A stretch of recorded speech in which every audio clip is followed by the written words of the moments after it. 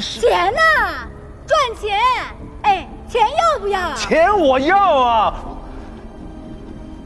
但你得有底线吧？你也许不会说出口，但你大概在某个时刻想过这个问题：我到底什么时候才不再是中产阶级？你努力工作，你存钱，也许收入还不错，但不知为什么，你仍然感觉自己只是勉强维持。事实是，大多数人从来都不知道那条看不见的界限到底在哪里。那条你正是跨入社会所谓的上层阶级的界限，而原因在于我们往往关注错了东西。人们通常以为一切都取决于收入，也就是你一年赚多少钱，但收入并不能讲完整的故事。你一年赚20万美元，如果赚来的钱又全部花出去，你仍然可能觉得自己很穷。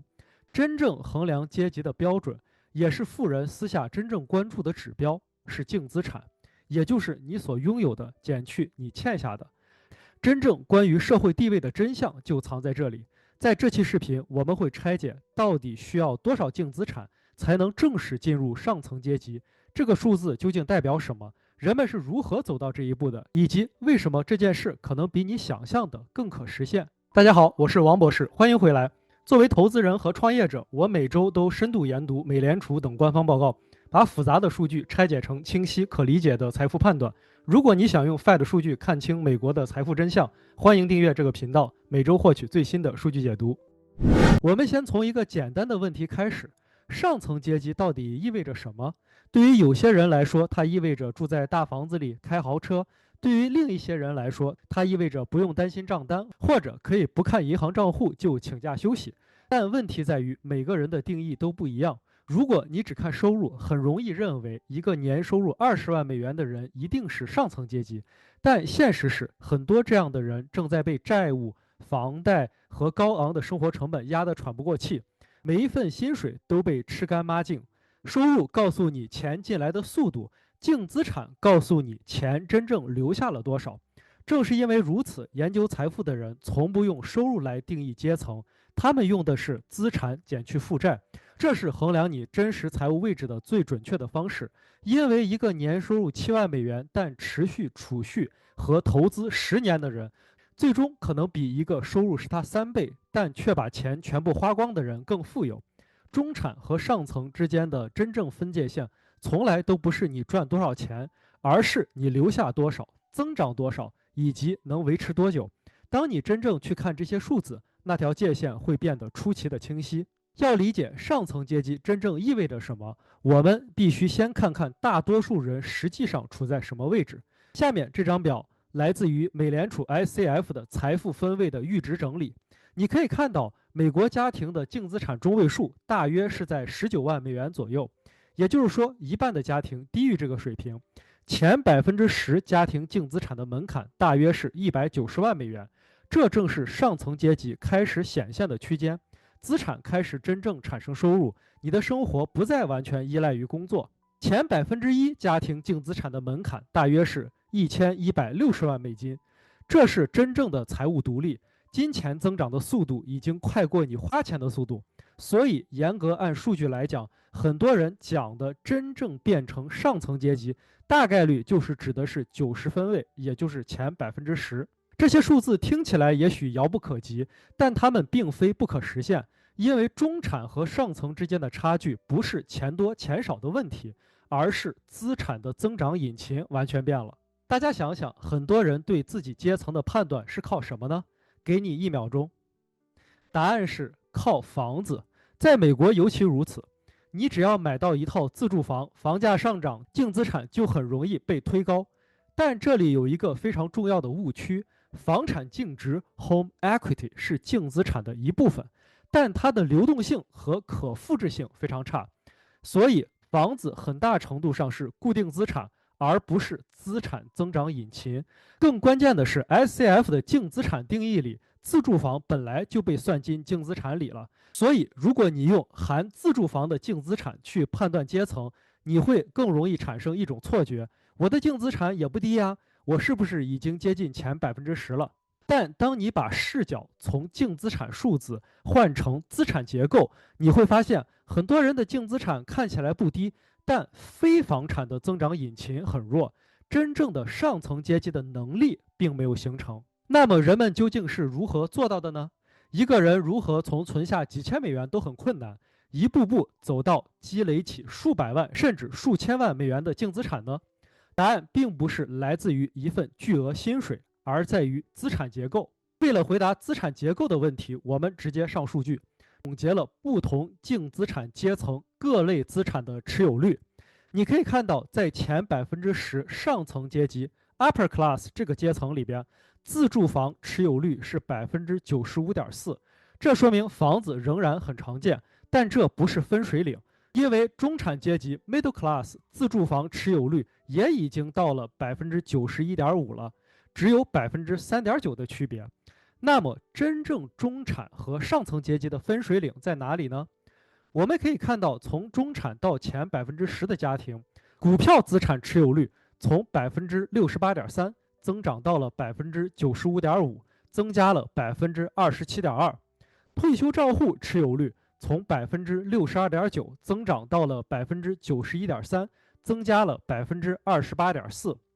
企业股权持有率从11.3%增长到了47.9%。增加了36.6%，变化幅度最大。企业股权 （business equity） 这个数据尤其关键，因为几乎一半的前10%的家庭都持有企业股权，因为它在告诉你，真正的上层阶级不只是买资产，而是拥有生产性的资产。有些人是自己创业，有些人是持有企业股权，有些人是小生意、合伙 （side business）。这类资产一旦形成，就会成为长期增长的发动机。我们再来看投资房持有率的变化，从11.7%增长到了43.8%，增加了32.1%。所以在前10%群体中，几乎有一半的家庭拥有非自住房产。所以你现在应该能够理解，进入前10%不是你某一年突然赚得很多，而是你在过去很多年里，资产一点点的换形态，从固定资产主导逐步走向可增长资产主导。对了，如果你觉得这些财务数据和案例分析对你有帮助，欢迎订阅这个频道，后续会持续分享类似的内容。资产结构的变化不是一个结果，它是一台引擎启动的信号。你想想，股票持有率从24%到68%，再到95%。这不是一夜之间发生的。退休账户从20%到63%到91%，也不是一夜之间发生的。企业股权从4%到11%到48%，更不是一夜之间发生的。这些变化代表的是更长时间的工作积累、更长时间的投资习惯、更长时间的风险承担、更长时间的意识升级、更长时间的把钱变成资产，而不是把钱变成生活方式的选择。所以我想给你一句非常重要的判断，当你的资产结构开始往前10%靠拢，你已经赢了一半，因为你已经启动了那套长期的增长引擎。很多人会说，房子涨得也很快呀，为什么你老说非房产？我不否认房产包括自住房的重要性，但从上层阶级能力的角度，房产天然有3个问题。第一，房产太固定，不够灵活，房子很大一部分的价值是被锁住的，你很难像卖股票一样，今天卖5%，明天卖10%，你也很难像交易账户一样随时在平衡，你更难把房子的价值分拆成多条的引擎。第二，房子高度依赖杠杆，也高度依赖地理位置，同一套资产在不同的城市、不同的利率周期波动完全不一样，而且你也很难全国分散持有。第三，房产的增长效率通常被高估，很多人只看到了房价涨了，但忽略了税、维护、保险、控制、交易成本、时间成本等等。所以，当你看到这张图的时候，你会理解前10%上层阶级的关键不是有房，而是房子不再是唯一，他们几乎都拥有股票与退休账户，而且接近一半拥有企业股权，这就是引擎的多元化。我们回到开场的问题，到底什么叫上层阶级？进入上层阶级并不会伴随着公告或者戏剧性的生活变化，它不像中彩票那样，它的感觉更像是平静。你不再担心下一张账单、下一次的意外、下一份的工作，你的决策从我能不能负担得起，变成了我真的想要吗？对于大多数真正走到这一步的人来说，生活看起来依然很普通。他们可能住在舒适的房子里，开着普通的车，度过并不奢华的假期，但在幕后，他们的钱正在通过投资、指数基金或房地产，在他们休息的时候悄悄地产生收入。真正变化的是你的心态，你不再追逐地位，而是保护稳定；你不再试图取悦他人，而是开始买回自己的时间。这才是上层阶级的真正含义，不是炫耀的财富，而是远离财务焦虑的自由。它安静、稳定，而且充满掌控感。那我们再进一步看看，前10%的净资产门槛是190万美金，而前1%的净资产门槛是1160万美金，超过了6倍的差距。如果我们把前1%的资产结构从前10%这个群体中单独拿出来做对比，结果会更加的明显。自住房持有率几乎不再拉开差距，股票退休账户持有率只是更彻底，投资房持有率从38%变到了55%，几乎一半家庭持有，但变化了也就是17%。而真正跃迁最明显的只有一行，大家应该看到了，就是企业股权，持有率从40%变到了70%，增加了30%，直接成为了净资产从190多万增加到超过1100多万的核心引擎。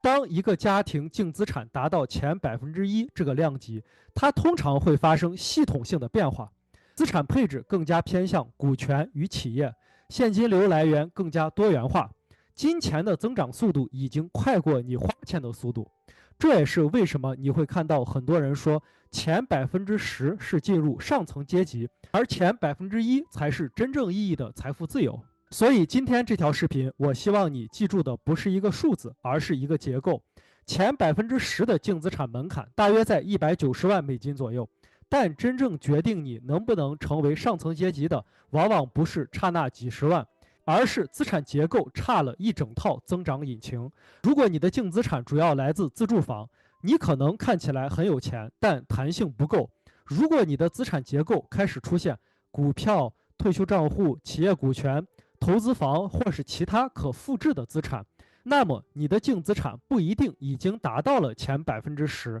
但你已经在那条路上，而且你已经启动了引擎。所以前10%不是一个标签，而是一种资产结构的状态。真正进入上层阶级的人也很少通过一次巨大飞跃实现，他们是通过数百个微小而正确的决定塑造资产结构，并在时间中复利增长。当你的非房产增长引擎逐渐成型，你就正在跨过那条线。好了，今天就聊到这里，非常感谢你的观看。如果你想持续获取基于官方数据的财富解读，欢迎订阅并打开小铃铛，每周第一时间了解最新的 Fed 数据分析。祝你投资和创业顺利，我们下期再见。